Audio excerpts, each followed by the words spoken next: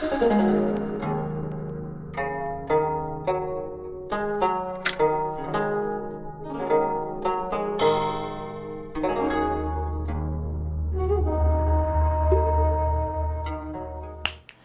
what's up? Bob here. Welcome to the channel. Today we are back on to records that sound great. That's right.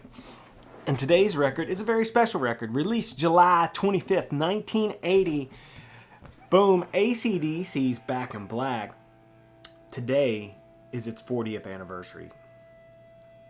We all know the story.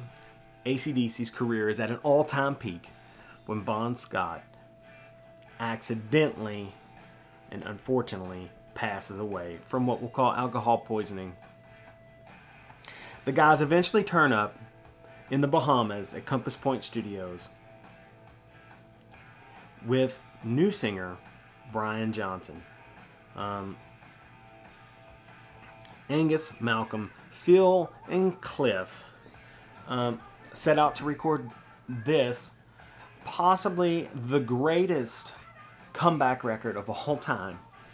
And you know, they did it over a couple months, and then they brought it back to the States and mixed it at Electric Ladyland Studios in New York City. Mutt Lange produced this record, and it's a very fantastic sounding record. The pressings that I have a Monarch pressing and a specialty pressing of the record, both Robert Ludwig mastered. So that's what I'm talking about, is the Robert Ludwig mastered version of these records. So some of the very first pressings, U.S. pressings of the record. You know, this is on Atlantic, also released on Albert Productions in Australia. It's fantastic sounding. Just the prototypical rock record. Phil Rudd with this super deep pocket. He's like a machine back there, but he's swinging. Make no mistake, he's swinging. A lot of people don't think of Phil Rudd as like this fantastic drummer, but I'm telling you this, he is. Okay. Angus and Malcolm, you know, they're playing through vintage Gretsch, vintage Gibson SGs, in particular a 1969 SG Custom 3 pickup, walnut finish, that's right, and a gang of vintage Marshall amps that will make your head explode. You know, you got Super Leads, you got JTM 45s, it's the whole deal. And essentially, they do this record, you know, and it's killer. You know, it's you know, obviously Back in Black, Hell's Bells, Shoot to Thrill, Have a Drink on Me, You Shook Me All Night Long. I mean, this thing is pretty epic. And that's without even getting into the deep cuts like Giving the Dog a Bone, you know, Shake a Leg. It's a rockin' album. And the Ludwig cut, the specialty pressing that I have is a little hotter than the Monarch pressing. I prefer the Monarch pressing because my speakers are clipped speakers, and if you know anything about that, sometimes the clips sound is like screaming at you as far as the highs are concerned due to the horns.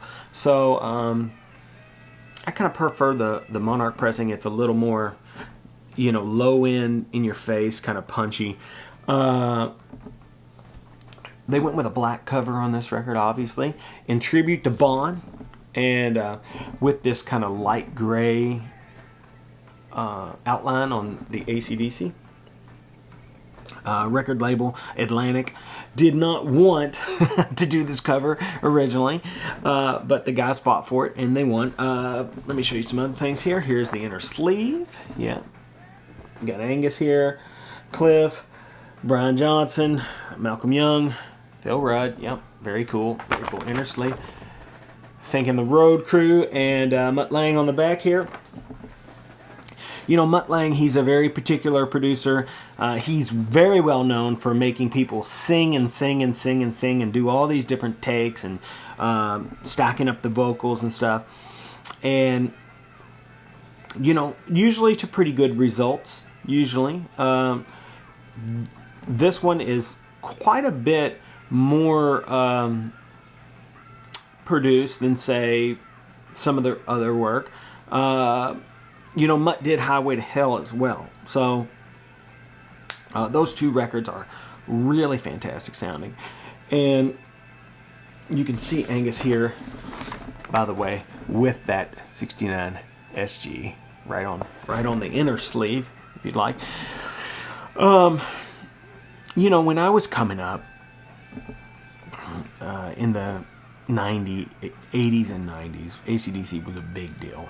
And here in our town, we had a radio show that was called Weekend Wattage, and they would play an hour of AC/DC every, I think it was maybe Friday night from 11 to 12, because we were actually waiting to hear Mandatory Metallica, which came on at midnight.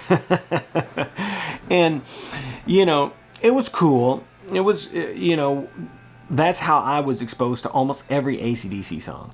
And, terrestrial rock radio really wore us out on all of the AC/DC tunes. But, so when I was younger, they weren't necessarily my favorite band. As I grow older, I appreciate them more and more and more for the lean, mean rock and roll machines that they are. And,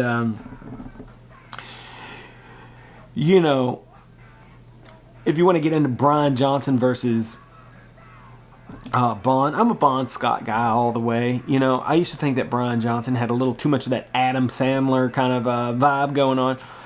And, I hadn't really seen AC/DC in concert, and then one time I had an opportunity to get a free ticket to a show. And I thought, well, yeah, it's free, I'll go. And they set us on the back wall of the arena. Freedom Hall is what the arena was called. I mean, backs against the wall, all the way back. And AC/DC proceeded to take me apart, one song at a time, completely exploded my head, melted my brain. I mean, it was absolutely ridiculous. Angus duck walking across the stage, explosions, cannons, probably a 50-foot inflatable Rosie, incredible. And possibly, I'm a person who's seen thousands of shows, and was possibly the most extreme display of rock and roll excellence that I have ever seen. So, but to get back on subject, so Back in Black, spectacular record, sounds incredible. People have mixed, opinions about AC/DC, but I can tell you this right now: if you want to hear a record on your system that is just a rockin' record, that is thick as molasses, thick. Brian Johnson, his voice is a little more higher. He's singing in a higher register than, say, Bon did, And I used to, when going back to my live AC/DC story, when I would watch Brian Johnson sing those songs when I was younger, I thought he looked like he was straining. He was really, and then when I saw him in concert, he sang those songs so effortlessly, I couldn't believe it. He sounded spectacular. And, these dudes are the real deal. Back in Black is one of the landmark albums from any rock group ever. I can't suggest finding a Robert Ludwig mastered version of this record more. It's really killer. And, 40 years, this record has been out there and just kicking people in the teeth. It's incredible. So, I just wanted to drop in and say some things about Back in Black and AC/DC. It's an incredible record. I will put some cool associated links down in the comments, which I would suggest that you check out. And until we meet again, that's right, folks. Bob out.